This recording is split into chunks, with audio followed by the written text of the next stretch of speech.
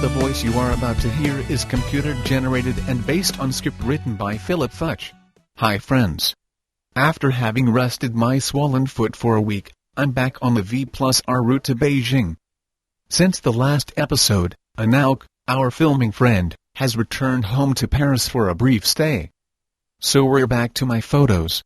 In this episode, I'll show you photos taken once we left Moscow. The countryside is quaint, the people are friendly, but their hot water system is a bit different from ours. This is a photo of me standing under a pipe that carries hot water to buildings. The system is different than at my house, where I have a hot water heater in my home. Here, hot water is piped around the community. I find it interesting that these pipes are not buried underground, like most pipes. Because the ground gets too cold frozen actually in winter, the pipes are above ground to keep the water from freezing. Look at what happens when the pipe crosses the road. It's tall enough for a car to pass under. Here's a view of a hot water pipe on the side of the road, with added height for cars to enter this driveway of course. Russia celebrates Labor Day on May 1st. Here's a village band, dressed in traditional costumes, singing traditional music. It was a nice break for my tired feet. There are beautiful churches along the Russian countryside. This one looks freshly painted. And so does this one. This is candy for my eyes. A recurrent problem we have is with paperwork. These are Russian authorities who stopped Bernard because the VplusR camping car is registered in my name, yet I'm not the one driving it. When this happens, the routine is that Bernard waits until I catch up with him.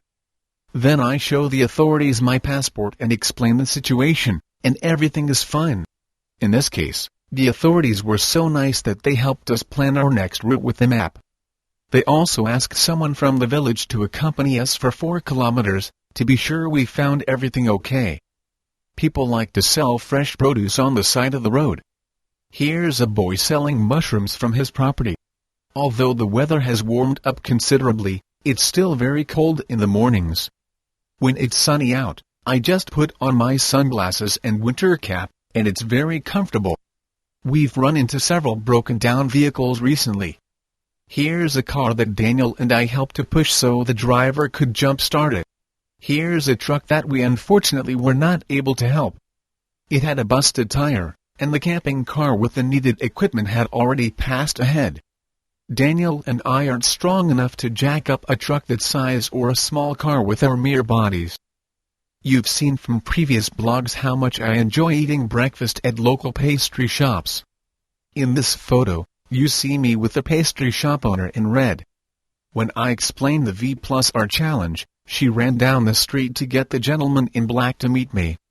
He's a local newspaper editor and interviewed me for a story. Here we are enjoying a nice picnic lunch break on the side of the road.